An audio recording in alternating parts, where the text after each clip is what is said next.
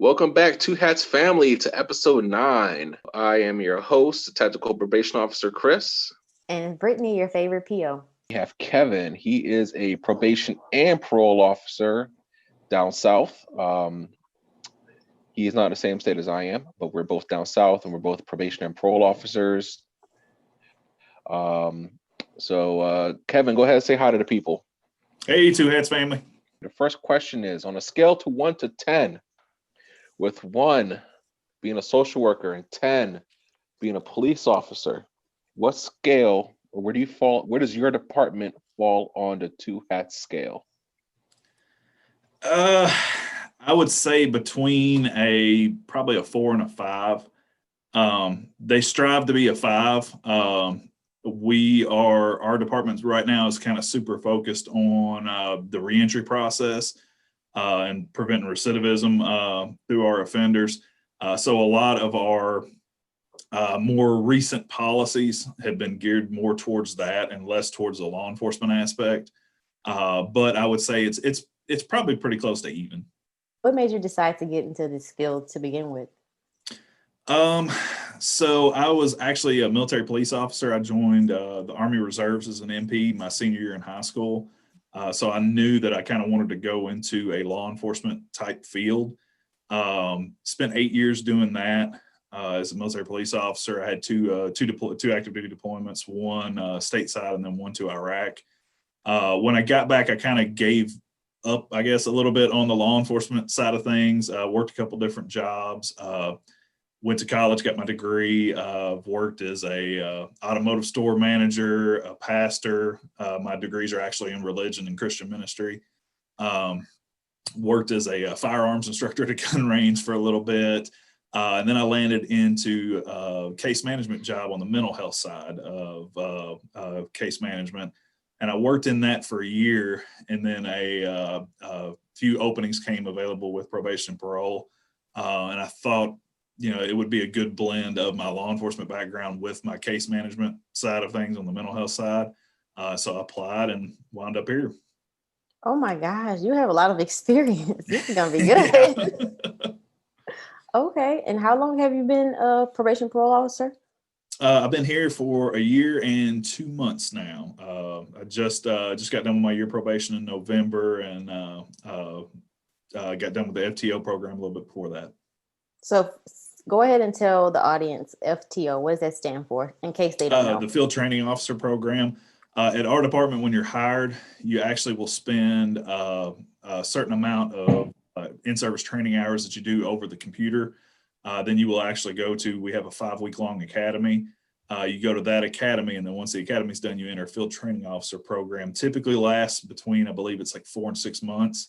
Afterwards, where you're kind of rolling around with the senior officer who's a field training officer, and they're kind of showing you the ropes out in the field, how we conduct home visits and that sort of thing. Wow. And this whole time that you're going through the academy and training, you are being paid, right? Yes. Yeah, okay. You're paid full time from day one. All your experience and all your background, especially in in the ministry, how does that relate over to dealing with the offenders? Well, because ministry in and of itself is you have to be a people person. And as a PO, I believe that helps me kind of relate to my offenders more on a one-on-one, street human level. But on the same note, you also have to bear in mind that I am your officer. While I do understand the problems you're going through and I empathize and I'll get you help, at the end of the day, I'm still required to supervise, and I'm still law enforcement as well. Exactly. Those two hats, you got to be able to switch between the two.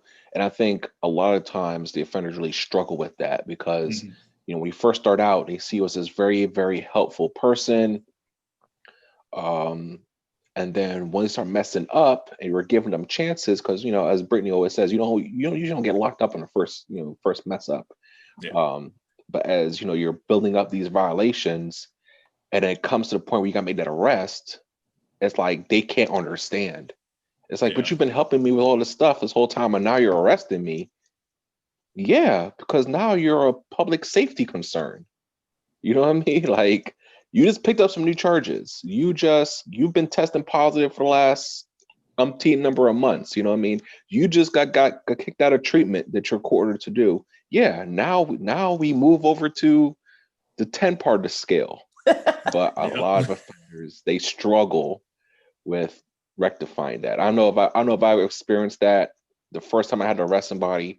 They was like, they just couldn't understand. Like, what are you doing? Like, I don't carry these handcuffs just for looks. You know, they do get used sometimes. When I was a military police officer, I did garrison law enforcement. And so I was kind of like a civilian police officer on post. So I've actually arrested people by myself before. In our department, if we're putting handcuffs on somebody by policy, we have to have 2 officers present. And so I've actually had to foot chase down people and arrest them by myself before. So this was kind of old hat, I guess. Okay. Easy breezy. How well do you guys work with local law enforcement? Actually, really well. I am one of 2 members on our office's liaison to law enforcement team. So we're kind of the, I guess, the first step in the process if another agency needs our assistance or if we're needing another agency's assistance. We're kind of that first step between us and them. Locally, I work for a state agency, and so we work with our state police very, very well. Just because our office and their office are the ones that administer the sex offender registry. So we work very, very close with them on that. Locally, our sheriff's department works very, very well with us. They're kind of more proactive, I guess. So they are very receptive to going out on calls with us if we need assistance.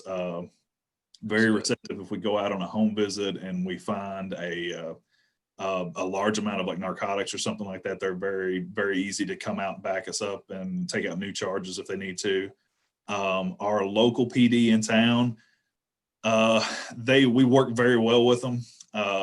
Their policies are different than our sheriff's departments are. So they try to help us as much as they can within their own policies. But as far as our relationship with them, we've got a very, very good relationship with all of our local agencies. So that law enforcement liaison position, that's something that I've never heard of before. So tell us some more about, like, how did you get into that and what specifically do you have to do in that position? Sure. I got into it, I guess, just because on the 2 hat scale, I'm probably a 8 or 9. I guess I'm a lot more law enforcement driven, just due to my history, being, military police and that sort of thing. And so when this position came available, it used to be that we just had one for our entire district, but they found that one liaison officer can't keep a good relationship with all 25 to 30 local departments we have within that district. And so they branched out and they're making a position for each office. When that position with our office came available, I threw my name in the hat for it. I know I'm very good friends with a lot of our deputies and a couple of the officers on our local PD. So I kind of already have that personal relationship built up with contacts there. So I kind of threw my name in the hat for it. Primarily, I guess kind of the main reason that we have that position is to share information back and forth with those agencies. And so I'm kind of their point of contact with them. If our narcotics unit from our sheriff's department is investigating one of our offenders, but they're wanting to keep it kind of on the down low, but they need our help with something, they'll send that message to me and I'll pass it along to that offender's officer to kind of keep them in the loop that, hey, they're looking at your boy for drug charges or something like that. That way they can kind of keep an eye on that. And then if we have an offender that we know is associated with someone that's not on paper and they're both involved in that criminal activity, we'll pass along that intelligence to local law enforcement as well. Do you feel that local law enforcement really understand the roles of probation and parole officers? And if so, is there any conflict between what your objectives are and what their objectives are? I think it depends on each department.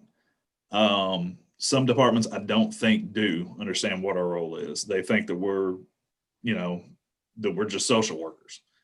Our local sheriff's department, which I keep referring back to them because we do a lot of work with them. They do. We've got a very good relationship built up with them. They know what our policies are, and if we go out on a call and we know, okay, if we keep pushing this, we're going to be out of bounds as far as policy goes. They know not to keep pushing us. They know okay, you've done as much as you can do. Now we're going to have to take it from here. But we have very good relationships with them. They'll roll us back up for us. And a lot of times if we're needed on their end for something, we'll drop what we're doing and go out and help them. But they have a very good understanding of that. Some departments don't. They really don't understand. They think that we're either completely social worker or completely law enforcement. And when we go out to the law enforcement side of things, they don't understand why can't you do this? Well, by our policy, we can't. Our hands are tied as far as that goes legally. And that's the one thing that I also think that we kind of handcuff ourselves on sometimes, is we don't communicate that well with those law enforcement agencies, to where we don't say, hey guys, if we can't go any further with this, and this is why. I think that's a common problem across the field of probation and parole, is that we don't really talk too much about what it is. Like, I don't know, like when police officers go through the academy, if they have a course on what is, I know they talk about court and how they have to present themselves in court, how to testify and things like that. But I don't know if they have if they have any hours out of their certification that's required to talk about like corrections, you know what I mean? Like what happens after you guys arrest people, how does the prison system work? How does probation and parole work? And I don't think they get that. So unless they, get it from, their FTO or their sergeant who has some experience, they don't get it. And then they don't really know what we do. And I do think that does lead to a lot of conflict. Like where I am, I want to say, we work very well with our sheriff's office, but it's kind of like they call us when they need us. It's not like a joint venture where we're always kind of doing things together. Like if they're doing a bigger operation, they kind of want our search powers, then they'll call upon us. I think less with the local PD. I think they just don't understand what we do. I don't really think they really want much to do with us. I think sometimes when we call them for assistance, they kind of give the impression that it's a nuisance to them, not like we're not all working towards the same goals here. You know what I mean? Yeah. So I definitely understand. So I really think it's a good idea, that position that you guys have. I think that's something that we should have here. I think that kind of the higher ups try to play that role, but they're so disconnected from the actual field work. I don't think it's a good idea. But you being an actual officer and having to work with these people day in, day out, it makes perfect sense to me that you're that liaison. Now, you guys are broken out into, office in every county, since you guys are a state agency? No, within our district, we have 5 satellite offices. We cover, I want to say, 15 or so different counties, I believe. 15, good Lord. Yeah, the area that I'm in is very rural. So like our office alone, we kind of cover 2 of the counties. We cover one of the larger county. Well, actually, it is the largest county in the area. And so I cover I guess it would be suburban city, but it's the most urban city in this area that I'm in. And then we cover that county, and then we cover an extremely rural county. And then there's some of our other satellite offices cover, 5 to 6 counties. Wow, that sounds like a lot of driving. It is, and thank goodness they pay mileage. Okay. Oh, so are you guys issued cars? Or you have to use your own personal cars? Each office has, I think, at least one state van for transportation assigned to it, and then our office, we actually have a very, very junky Ford Focus that's assigned to us as well. Wow. Well, I definitely feel appreciative for who I work for. Everyone gets their own car, their own take-home car, and I definitely appreciate that, because I understand how that is. Back when I worked in juvenile, back in PA, we had some county cars, but they weren't always available And most of the time we had to use our own cars and had, put in for mileage, which I worked in a large county, and I think it was 30 miles to the area that I covered and 30 miles back a day. That's 60 miles a trip. Yeah, that can definitely wear on your car pretty intently. Yeah. Kevin, on average, how many offenders do you supervise monthly? How many are on your caseload? That's changed a lot considerably just recently. When I got out of the academy, I had 135 on my caseload. Whew. Right now, I am on the low end. I have 80. Oh, dang. Oh, that still hurts. That still hurts. Oh, good Lord. So why has it gone from 130 something to 80? A lot of turnover. When I started, our office was very shorthanded. And so we've actually hired in quite a few new people. And so that's actually helped with our caseloads going down. Oh, that's nice, because now you get more time to pay attention to all those violations. Okay, that's nice. Yep. Yeah, I bet the officers are happy, huh? Yeah, it's a lot easier. It's a lot easier for me to keep track of 80 offenders and not just the violations, but what are their specific needs? Do they have a substance abuse problem where I need to focus on getting them in to see our clinician and getting them treatment? I've got one offender who, bless his heart, he can't hold a residence to save his life, so I can get him into the community resources we've got available to help him get housing and that sort of thing as well. Do you guys have a lot of resources at your disposal to refer people to? In our county, we do.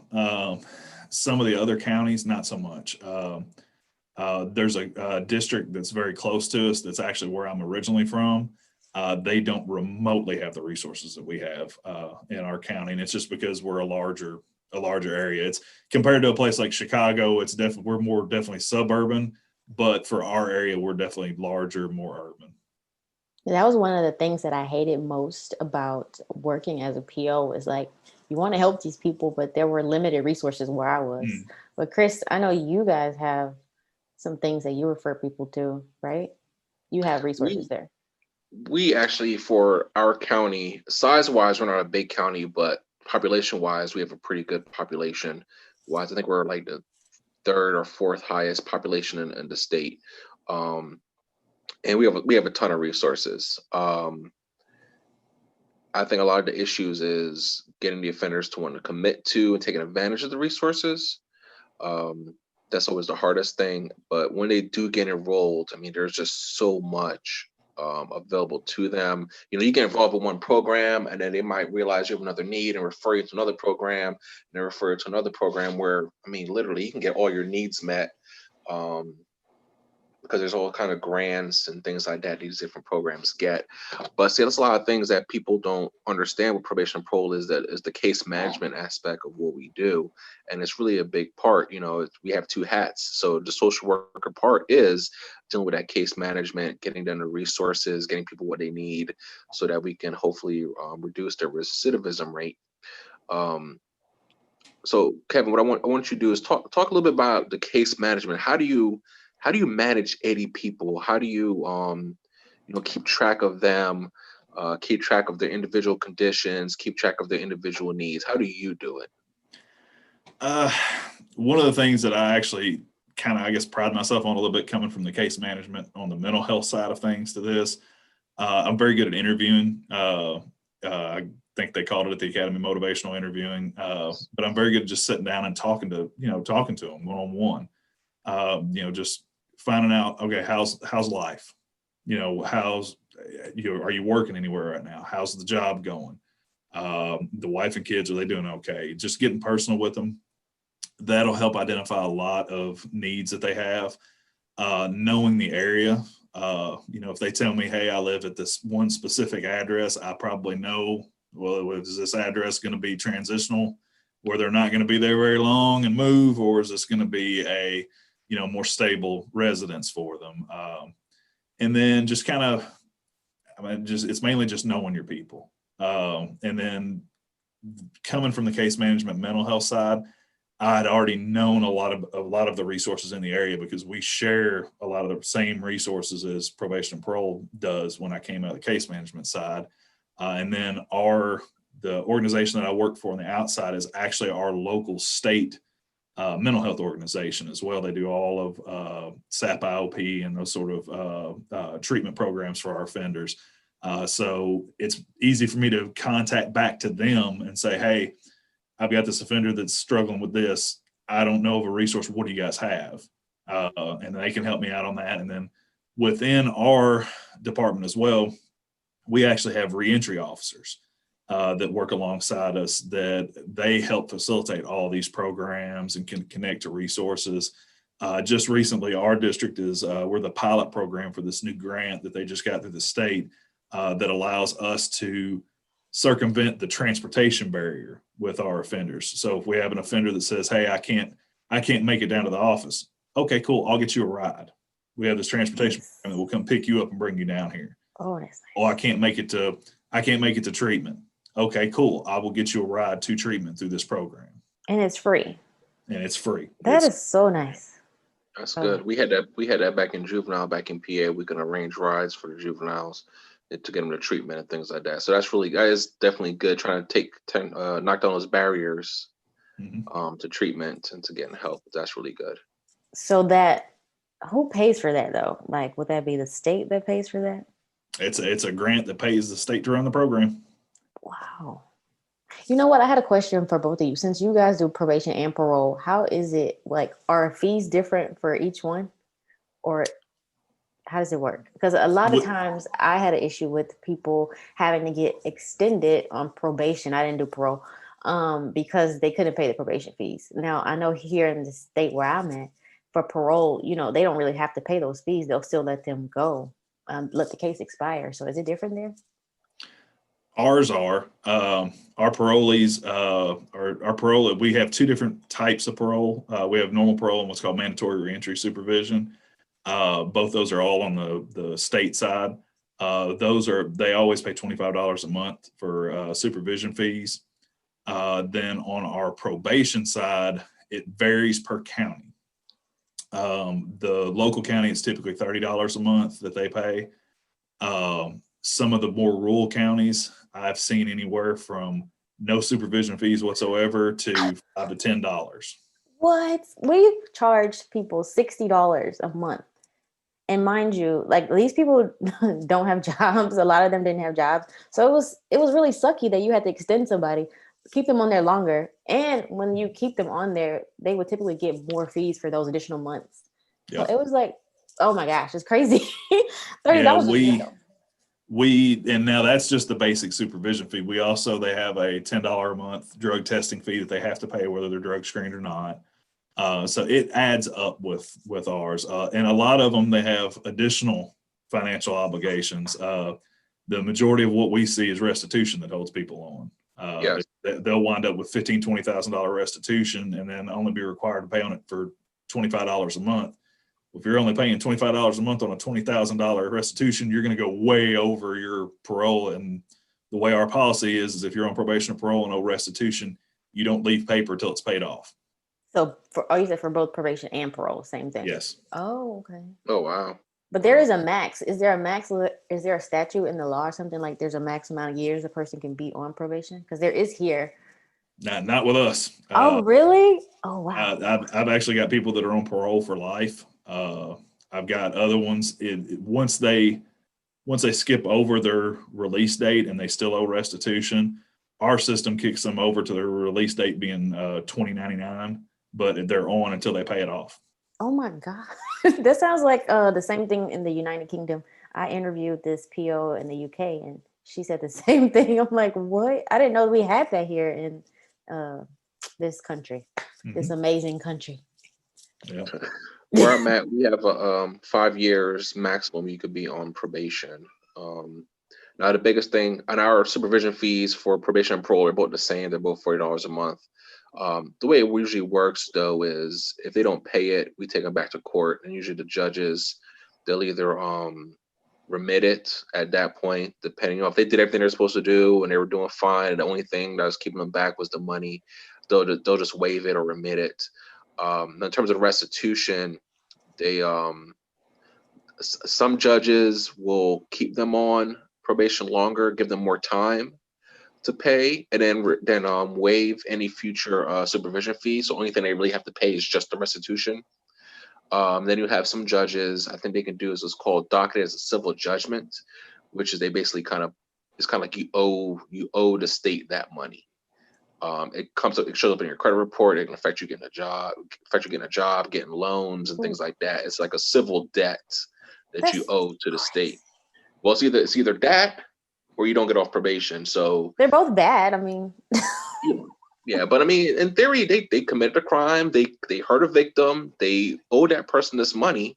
Now, a lot of problems that the victims don't understand is that we can't force these people to pay. You can't get blood out of stone. You know what I'm saying? And we'll have victims call us like, hey, I haven't gotten any payments. What's going on? I can't tell you anything about their case, but I mean, clearly, if you haven't gotten a payment, that means they haven't made a payment. And then, like I said, a lot of some judges, they'll waive restitution depending on who. If it's like a business, let's say you stole from like Walmart, you stole a whole bunch of stuff from Walmart or something. The judge will say, well, that money is insured, so they'll just waive it. But if it's like an individual person, like you stole somebody's car or you robbed somebody, then, like I said, they'll either require them to pay it and extend their probation, but it can only be up to 5 years, or they'll like I said, a docket is a civil judgment where now you owe the state that money and it doesn't go away. What do sanctions look like for when people don't pay? Your court order to pay monthly or whatever. What do sanctions look like for you, Kevin, on your caseload? Since COVID kicked off, a lot of our offenders have struggled paying restitution. And for the most part, we've been kind of working with them on it, as long as they're making an effort to try to get out, keep working and paying. Because I would say over probably 60 to 70% of my caseload was laid off during COVID, the ones that were working. So we work with them on that. Just recently, since everything's starting to open back up with us, we've been on them about making sure you make a payment. By policy, if they don't make a payment within 3 months, we can actually seek to revoke their community supervision. And so we kind of use that as an incentive. Hey, make a payment or I'm gonna have to put you back in front of the releasing authority. But as far as sanctions, we have a matrix that we follow as far as sanctions goes. Officers will do everything from adding in community service on them, and the officers can actually impose these sanctions themselves. They don't need to stick them back in front of the releasing authority to do it. But we can add community service. Some of the officers, if it's a habitual thing where the person's just not paying, we can put them on what's called discretionary detention with our supervisor's approval, where, okay, you don't want to pay, you're going to serve the weekend.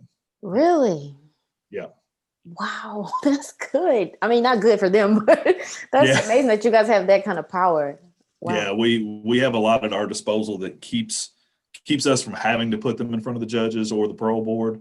And by the time they typically get to the judge or the parole board, the judge and the parole board realize, okay, they've exercised all these graduated sanctions on them and they're not taken. So they know that, okay, well, now it's time to knuckle down on them. Wow. I'm just similar here. Oh, you do? You could put people in jail for not doing community service? I mean, not paying? For money related things, we don't. I know officers really don't want to do that, but I'm saying you have the ability, do you? I mean, we could, because it is a condition, but I've never seen anyone do it. I've never seen a supervisor talk about doing it. It's just one of those things where, the money is, we'll just address it when we get to court, because I mean, everybody's situation is different. And we understand that. And I want to say it's very rare that we actually have people successfully complete probation and pay all their money and do everything they're supposed to do. It's very rare. Really?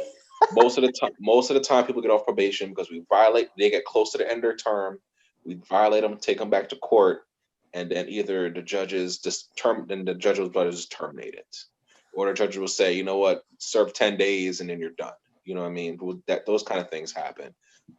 Nowadays, they're just terminating people left and right because of COVID and not wanting to put people into the jail. Maybe terminating them early or just up on their release date for their probation? It depends on the condition, the situation that led to their violation. So let's say they're not reporting or they're constantly testing positive. I violate them. They might only be 6 months into a 2-year term. I might violate them, take it back to in front of the judge, and the public defender will get up there and, oh, COVID this and COVID that, and my client can't get a job and blah blah blah, and he can't get to treatment, and there's all these hey, listen, the public defenders, they put up a good argument. I don't know how they are everywhere, but here where I'm at, they put up some good arguments. And a lot of time the judge was just like, terminate. We're sitting there like, you can't. It's frustrating to us because we put all this effort into it. And you're basically telling the offender, well, you committed a crime, you got on probation, you didn't follow the rules, and your reward is you get off probation. But I feel like this is unprecedented times, though. Because I'm sure before COVID, it wasn't that easy, right? For them to just violate, go to jail, and get off or whatever. The problem is the crime rate's up. It is, yeah, it is. The number of shootings we've been having is I think it was double what it was pre-Rona. The crime rate's just up, and I don't think it's just COVID and the economic situation. I think it's a combination of things. I think that's a part of it. I think gang violence is a part of it. And the other part of it is I think that a lot of people aren't being held accountable when they do get in trouble for the smaller things. And then that just leads them to thinking, well, I'm going to do whatever I want because, I got in trouble, I got put on probation, they let me go, and I didn't follow any of the rules, And they're actually finding the people they're arresting on these more serious crimes, when they look back at their history, they're like, oh, they were on probation. That was unsuccessful. They got terminated early. They violated, and the judge let them go, and they went out and committed a more heinous crime. So I think it's a problem. But the way from my experience, this stuff kind of goes in cycles. They'll get real soft on the offenders. The crime will go up. Then the hammer will drop, and then the crime goes down, and then they go back to being soft, and it just kind of cycles. That's how it was back when I was an officer in PA doing juveniles. The judges would go from being real soft to everybody then the juveniles will run their muck. Then they all get locked up, and then the numbers go down, and then it's let's be soft on them again, and this is just a cycle. It's frustrating to us because we put all this work in. We're trying to really do our jobs and hold these people accountable, and then someone higher than us is making these decisions, and you're sitting there in court like, I'm asking for revocation, and they get terminated. And you're sitting there like, you look like a fool. But I have to ask for because that's what our policy says. That's what my supervisor told me to ask for. Kevin, how is it where you are? It's a pendulum swing. And the funny thing is, as far as our probationers go, our judges have done almost the polar opposite of what everyone would think they would do with coronavirus being in place. Before, let's say an offender had a number of positives, you could put in for revocation all you want, and that judge is more than likely going to just sanction them to treatment. Versus now, since COVID has happened, I've had people who I wanted to revoke, but then the public defenders contacted me, and we talked about their substance abuse history and that sort of thing, and public defender worked out on getting them a bed date, and I said, that's something that I'm okay with. We get to court, and the judge is like, no, I'm revoking your probation. You're now a state inmate. Ooh, and Lord. So it's considerably different. As far as like the restitution stuff goes, with us, it's a lot harder to get a probationer revoked on restitution just because the judge knows if they're in prison, they're not paying nothing. Right. Making any money, versus if I leave them on the street, they're going to be paying that money. There's at least a chance they'd be paying it. Let's swing gears a little bit, Kevin. Let's talk about what kind of equipment and safety equipment are you guys issued in your state? We are issued a firearm. We carry a Glock 2340 cal. We carry handcuffs, obviously, and then pepper spray. And that is it as far as our defensive utility goes. We obviously carry a vest. We're required to wear a vest when we go out in the field. We actually wear an external vest with MOLLE webbing and that sort of thing, but we're limited on what we can carry on it. They don't want us looking too, I guess, military-ish when we go out into the field. As far as my personal setup, I've got those issue things on my belt. I also carry a glove pouch just because I ain't catching Rona off nobody. I'm going to have a mask on and everything else. And then on my vest, I carry a individual first aid kit, trauma gauze, a couple tourniquets. I actually carry we carry in our cars, we carry Narcan in our cars. I actually carry a personal dose on me in case I'm exposed to it. That way, not only do I have what's in the car to give to an offender, but if I'm exposed to it as well, I can Narcan myself. And then I carry a flashlight on me. That sounds like a lot. It's actually not a lot compared to most departments. A lot of departments get issued tasers and batons and that sort of thing. We're on the very, very low end as far as how many use of force options we have. Do you guys usually have all of that? You know, I know you have it in the field, but when you're in the office, do you have all of that stuff too, like on your person? By policy, we're not required to carry when we're in the office and wear our belts. We have a duty officer and an assistant duty officer every day that are armed at all times. There are some officers like myself who are kind of more law enforcement bent anyway, I guess. I'm used to wearing a patrol belt every day. So I typically keep mine on me. There are very few occasions. If I've got court or something that day, I may not put it on just because I'll be putting it on and taking it off, all day long.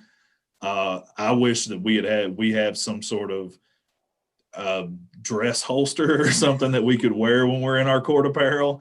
Because I carried a gun on me 24 hours a day anyway before I was even in probation and parole. So that's something that I'm comfortable with, always having my gun on me. So I wish we had that sort of option when we were in our court clothes and that sort of thing. But unfortunately we don't. We wear a patrol belt, external patrol belt. Hey, listen, I put my suit on, I put my duty belt on, I put my suit jacket over it. It is what it is all the time. Are you guys able to carry in court?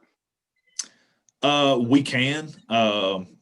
Anytime we go over to the courthouse for anything, especially if it's just normal picking up paperwork, that sort of thing, we're always armed anyway, so that we can. A lot of us don't if we're in our actual court clothes, just because like I said, it would literally be a patrol belt and slacks. But some of our PSI riders are in there. Sometimes they have their pepper spray and handcuffs and stuff on them. Okay. Yeah, we have the same issue here where we have certain officers that I feel like they go out of their way to try to find reasons not to wear their duty gear. And to me, this blows my mind. You're in this position where you have to be able to take, just because you might not be ready at that moment to arrest somebody doesn't mean that somebody doesn't recognize you and think like, oh man, I remember when he locked me up. And they might be looking some kind of revenge or something. Like I know a lot of officers, they'll go to court and not bring their firearms. Personally, like I said, I'm like you. I have it on me all the time. On duty, off duty, doesn't matter. I'm gonna have a firearm on me. But especially when I'm working though, and I'm definitely always have it on me. I know Brittany's not used to this kind of life. They gave her a badge and a well wishes is what she was issued. Because you have to remember, you guys do both probation and parole. So I do feel like that is something that plays a role in that. When people are looking for this type of work, they have to realize you can be more so like me, just probation, more of a social worker, or like y'all, and y'all just like cops. I mean, that's what it seems like. It is. And I know with like in our office, we have every type of officer. We have some that wouldn't carry if it's not, I guess it's not that they wouldn't carry, that's just not like when they're off duty they don't carry, because to them that's their work thing and that's it. They're what I would say more social work driven, but then you have officers like myself who are more law enforcement driven that we kind of pick up that slack in the office as well. I don't even think parole in the state of Texas, I don't even think they carry firearms. Like they're not allowed to. I think they have the option. I was watching something. I think in Texas they have the option to, but I don't think they have to. We need to get a Texas parole officer on here. I know a few. Set it up. Going back to what you were saying about a different kind of officers, And I understand people that listen, especially those trying to get into the field, and there might be people that are apprehensive about carrying a firearm. If that's how you feel, find a position or department where that's not required. But my thing is that if you have to carry a firearm, like in my state, you have to. If you don't pass firearms, they let you go. It's as simple as that. But then you have people that do pass, but then they don't really want to carry it. They don't really take it seriously. And you know, I gotta remind them, like, you have this thing on you. Like there have been issues. I remember one girl, we were in court, and she walked over to the jail line, and she was talking to one of her offenders. I guess she had to give him some papers or something, and she was standing with her firearm right next to him.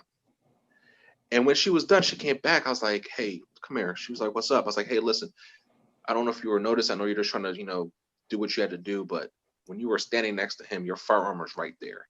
He's handcuffed in the front, not behind his back. He could easily have gotten your firearm." And she kind of just blew it off, like, what are you talking about? It's not a problem. You know what I mean? And I'm like, okay, if that's how you feel, but to me, that's not safe. Yeah. But do you guys have to, I guess, draw your weapon often on offenders? Kevin, you specifically.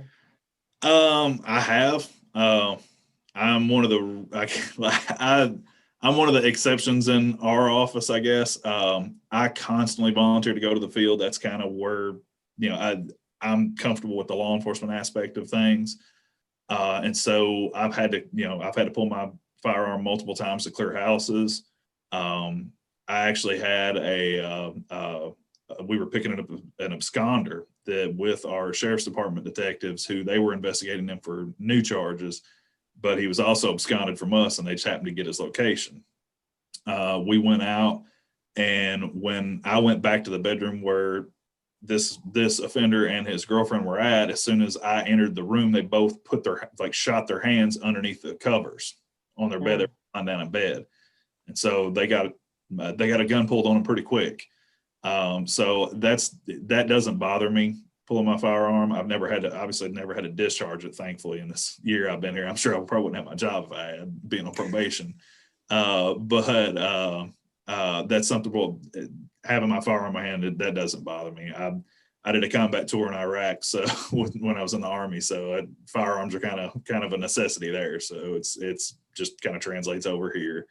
But I seem to be the field officer, I guess you could say, the arrest officer in our office. A couple of my co-workers have nicknamed me Canine Kevin, because I have to go out on all the drug calls and all the arrests and everything else. I've had to pepper spray an offender already within the first year of being here. What? Tell me more about that. Why? What happened?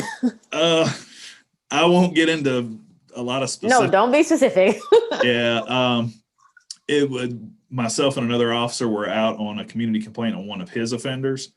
And it was just a routine, easy peasy, in and out sort of community complaint. As we were stopped at a stop sign heading back to the office, one of my absconders rolled straight past us on a bicycle. And we were in a car. We attempted to get him to stop. He didn't want to stop. The only option we had was to deploy pepper spray from the car. Oh wow. And I guess, as they say, that's when the fight started. Oh my God. So he was on parole? Is it this one, he was on probation. Oh, okay. Yeah, he's since he didn't even make it to his revocation hearing. During motion hour, he actually requested the judge just outright revoke him because he couldn't be he didn't feel like he could be supervised in the community setting. Do you guys see, what else the question I'm trying to ask? Oh my God. I guess the revocation rate, is it high where you are? Or do you get a lot of people who actually successfully complete? Chris, you already said y'all be getting people revoked. I would say it depends on the caseload. The majority of normal, what we call normal caseload officers, the revocation rate, I would say, is pretty high. But that's because we're supervising the offenders that are higher risk. So we'll have what's called a low caseload officer that has low risk offenders, that their numbers are astronomical compared to the offenders that we supervise because they don't see them every month. So like our low caseload, they actually mail in a report to us 2 months, and then on the third month they come in person. And those officers will supervise. I think one of our officers has close to 300 on her caseload that she supervises. That's low. Yeah. Those are the offenders that typically don't recidivate, and they get off after their time's over. So I'm wondering, is it more beneficial to have officers, tactical officers like you guys? Does that help reduce the rate of recidivism or not? That's my question. I've been wanting to know that for a long time. I don't know. Like with my offenders, I have a really good rapport with the majority of them. The majority of them know, hey, if I cross him or something, that he can become that cop really, really quickly. But the majority of them that I've seen in person, they see my degrees. They know I was a pastor at one point, and so they feel like they can open up and talk to me and everything. So I don't know that the tactical side really comes into effect much. Okay.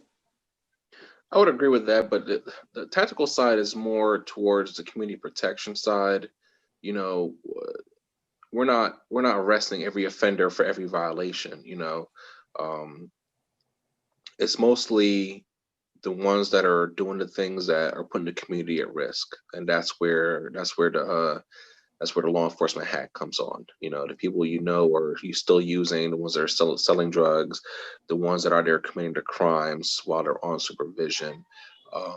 Those are the ones. So, like, I think, I do drug court. The most recent guy arrested he violated his house arrest. I mean, he literally got on and was told, you cannot leave the house without permission. You need an approved window of time in order to leave the house. And you have to go where you're telling me you're going. You got to come back when you told me you're going to be back.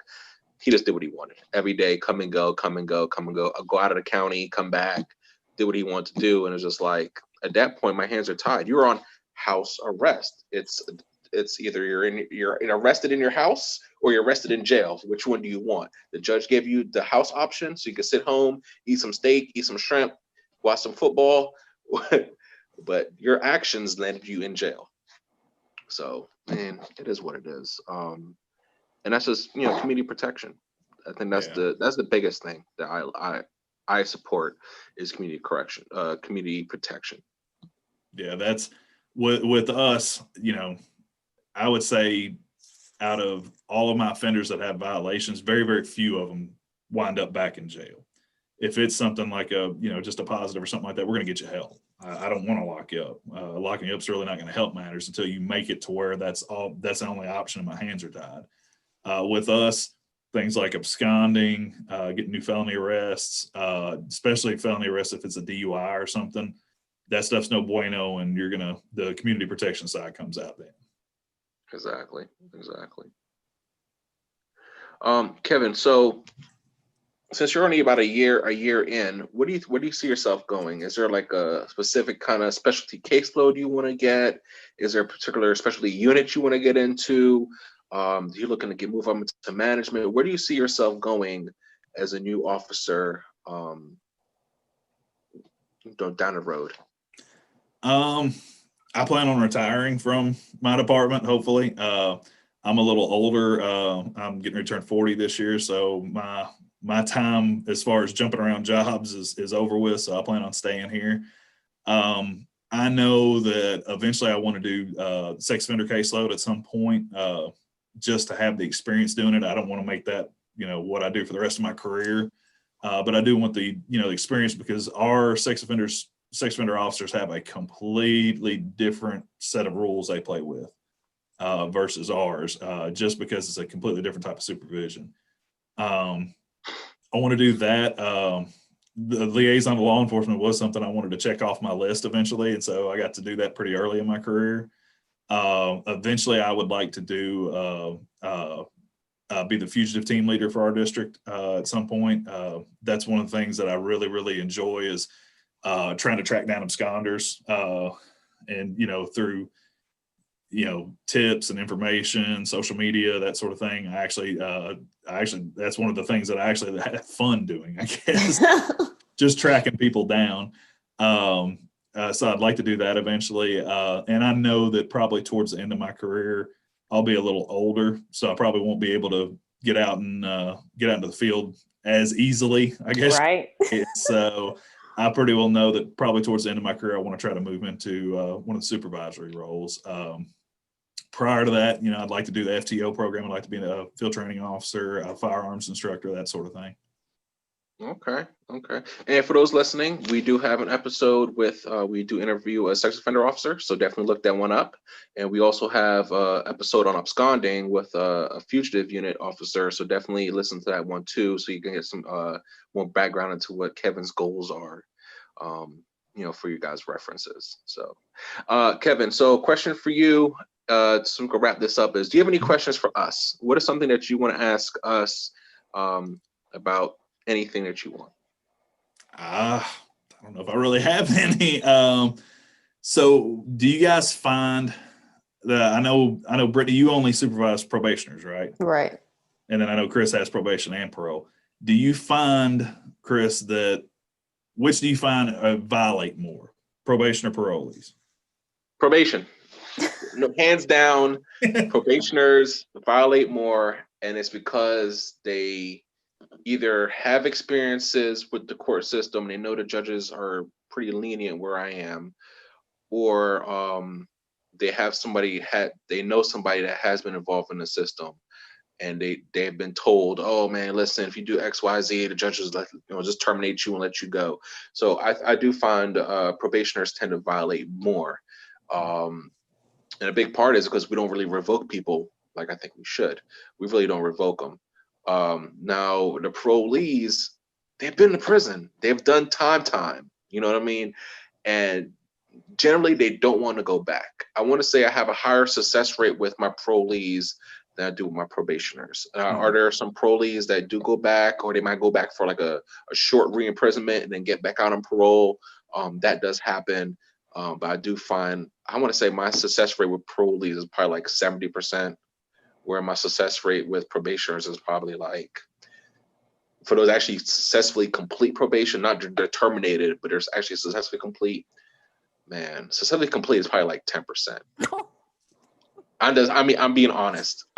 Because there's paperwork we have to do when they successfully complete. I can't remember the last time I had to pull that form up to complete it. That's how bad it is. I can't remember. Do you feel like that's a direct reflection of how you supervise people, or you feel like that's just how people are? I think it's the way the system is set up here and where I'm at. So you could be like the best PO ever, and the rate of success will still be that low across the board, you think, where you are? I would say so. I mean, I haven't heard from any other officer that has disagreed with same kind of outcomes I'm having. I think I'm a pretty fair and balanced officer compared to some others. And I'm like, if my success rate is that low, being a fair and balanced officer, I don't see it being a higher success rate if you're really hard. You're like a 7 or 8 on the scale, or if you're a 1 or 2 on the scale. I don't. There's officers like that, and they're not telling me they're having higher success rates than I am. Oh, Kevin, you agree? You're shaking your head. Yes, y'all. Kevin is nodding his head like, yeah. Yeah, ours is very similar. I think that's going to change here soon. Our state just passed a new policy. Previously, only our parolees got program credit and good time credit off their end dates for completing, MRT or a treatment program or something like that. They just passed a new bill to where our probationers get time off of their end dates for the same things. Oh, nice. And so I'm okay with that. That's a good incentive.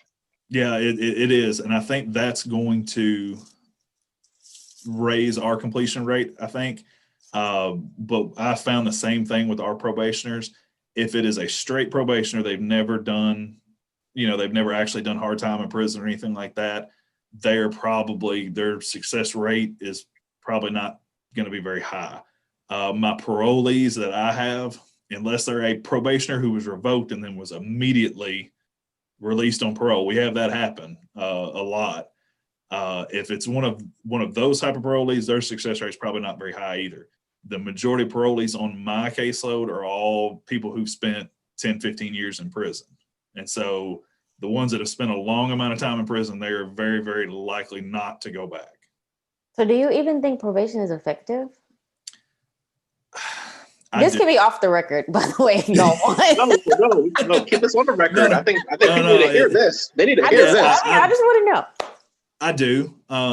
I do. I wish there, and I don't even know what the answer to this would be, but I wish that there was a better way to determine who would be a good candidate for probation. Obviously, we've got the PSI process and that sort of thing, but I don't really think that identifies who would be a good candidate and who wouldn't be. I think it helps, but I think it's, at the end of the day, it's still kind of a judgment call on the judge's part. And so, it's kind of a 50-50 toss the coin sort of shot on who's good for probation, who's not. The ones who are good candidates are typically they're the ones that are on our low caseloads. And so those are the ones who they're set up for success right off the bat, because it's somebody like a 40-some-odd-year-old middle-aged man this is his first felony ever, and it just happened to be a DUI. We're never going to see him again. He's going to ride his time out, and he's going to be gone, and that's the end of it. Versus this person's been arrested 12 times for narcotics charges, and he's still actively using. He used while he was on bond, had his bond revoked or something like that. That's probably not a very good candidate for probation, because he didn't follow the rules before. He's probably not going to follow the rules now. Do you guys know if probation is a part of a person's right? I have this, I don't know if it's different in different states, but for an offense, you have the right to get probation, or you don't have the right. Is that a thing? Because I don't even know. I don't think it's a right. It's a privilege. Okay, it's a privilege. To avoid spending time in prison, it's definitely a privilege. But I don't think it's something that every person should be afforded the opportunity to. Oh, okay. I didn't know that. I think probation has its purpose. I don't think it should be a right. Everything should be situationally dependent on the situation, the offense that they committed. I think people deserve a chance. Even the ones where, I might get a file and look at it and be like, he ain't gonna make it. I still think that person deserves a chance, because, at any point something can click in that person. You know what I mean? The stars can align. They can have a new girlfriend who's going to crack down on them and make sure they do what they have to do that they didn't have before their prior offenses. It could be anything. It could be their mother's sick and they really want to be in the community to help take care of their elderly parent or whatever. And I've had those too. I think that everyone deserves a chance to try probation, but I think in the end, you can look at someone's record sometimes and be like, I know there's some DAs that will call us and be like, hey, listen, you had this person before, they got these new offenses, what do you think? And I'll just tell them they're not going to be successful in probation. And they're like, you know what, I'll go ahead and tell the judge that, and they'll just go ahead and give them their time. But, I think everyone deserves a chance. And I think that's the best way to look at it. Give them the chance to show whether they're going to do it or not. I know there's a lot of people that they just take the plea. I know this upsets Brittany all the time. They just take the plea because they don't want to go to jail. They get on probation, and either one, they're not going to do probation the way it's supposed to be done, or two, they're just going to abscond. Mm-hmm. And that's just a part of it. For the people who are listening, and you want to become a probation or a parole officer, that's a part of it. You're not going to have everyone that just wants to do probation and wants to be successful. There's going to be some that come on and the next week they're not coming back. Yep. Exactly. Yeah, I've had people get on. I don't ever see them. I get the file. The address is fake. The phone number is fake. They're just gone. Yeah, we have some that come straight from sentencing like that they never, between the literally we're right across the street from the courthouse. So between just crossing the street, they abscond. Report to us from sentencing. They walk out of jail like, ooh, squirrel. Yep. They're gone. Oh, man. Hey, Kevin, man, we appreciate your time. We appreciate you being a part of the Two Hats family. Definitely keep working your magic over there and, doing the best you can for your offenders, because in the end, it's their decision to make. We're going to guide them. Yep. Thank you, Kevin, for joining us on today's episode. I really enjoyed hearing how things are done in your department. And Chris over here. I enjoyed it too. It was a great interview. Kevin dropped a lot of knowledge on us. And just listening to his background and how he got into the field, I think that's very inspiring for a lot of people. You don't have to be somebody that's fresh out of college. You can have some years on you. You can have some miles on the road. and still get into this field and still make an impact. And you guys, please don't forget to leave any comments, any video suggestions. If you have someone who's interested in being featured on the podcast, please hit us up on Instagram at Two Hats Podcast, or you can also email us at twohatspodcast@gmail.com. All of that information will be linked for you guys. Yeah, please make sure you guys like, share, and subscribe. Make sure you follow. We post on YouTube, and we're also on Spotify and I believe Google Play. So you can check us out however you want. Like I said, it's all audios. Just put us on your way to work. Listen to a good episode, learn something, and you guys be safe and be blessed out there. Happy 2021.